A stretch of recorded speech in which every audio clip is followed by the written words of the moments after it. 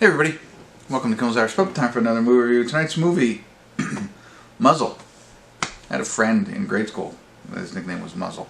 But this is about a man whose dog was killed in Skid Row, and he starts looking into the sinister underworld to uncover the truth of who may be responsible.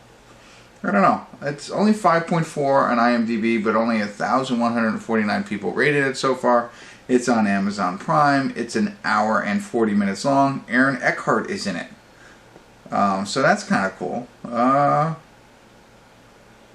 And that's all I recognize right now. I didn't really scroll through it before, so wasn't at the top of the list, but came up. I was like, alright, why not? Let's give it a shot. So I'll let you know what I think. Stick around.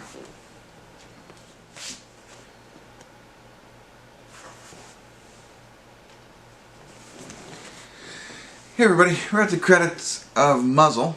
Sorry, no check-ins, don't really do them that much anymore, but Paul Johansson was in this, and Stephen Lang. I couldn't remember his first name, Lang. So, I've seen them in a couple of Paul Johansson, I don't know if everybody else has seen him, he's from One Tree Hill. So, plays the similar kind of character here, and Stephen Lang, he's like the military guy in just about everything, and here he's like a dog trainer for the police. I don't know if they're state. I don't think they're county police. But he was in Avatar as well, so you know who he is. So they're in it. I didn't recognize him when I was going through it. IMDb, so that adds a little bit more intrigue to maybe this film. Now, I'll say this: it was interesting. I enjoyed it, and I'll break it down for you a little bit more. But I got a little confused on the purpose, to be honest with you. Not so much the purpose of the movie. But the purpose of what they were doing.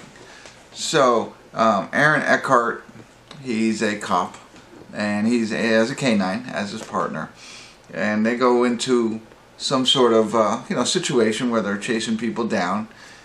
Dog ends up dying, but they say that in IMDb, so it's not a spoiler alert, right?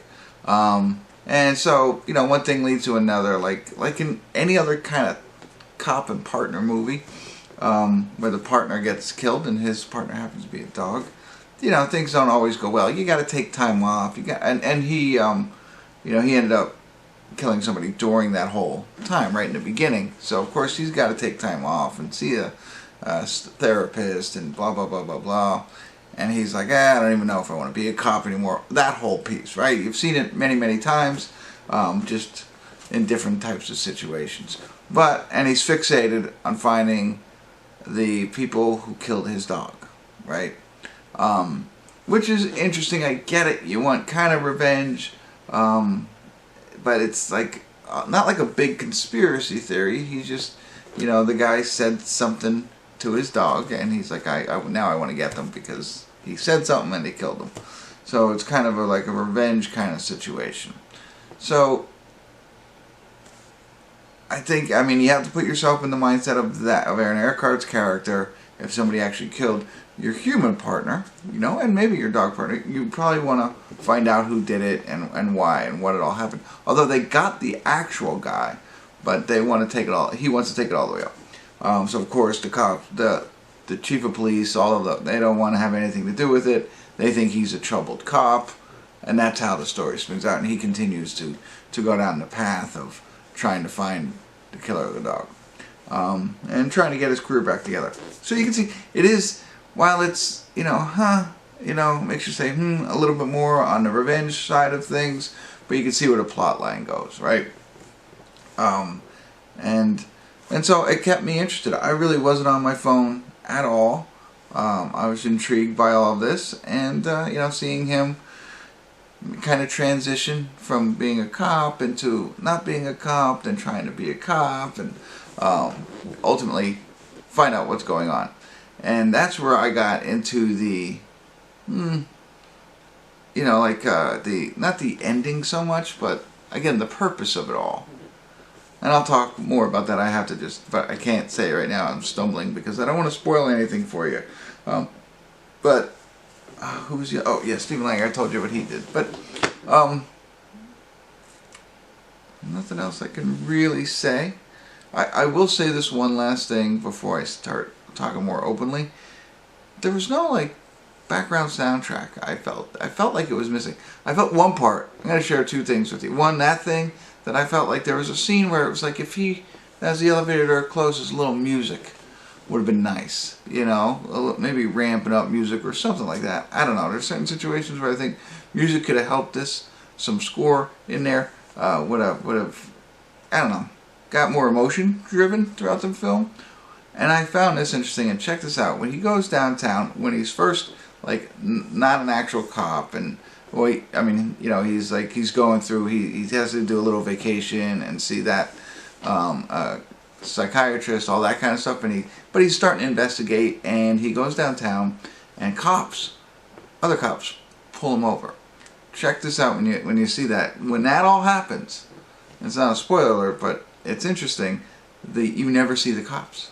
You hear their voices, right? And he does what they're supposed to do, and he responds. They have a conversation, but from the time that they roll up on him to the next scene, you never see them. So I found that interesting. That stood out to me. The first time I think I've ever paid attention and saw that.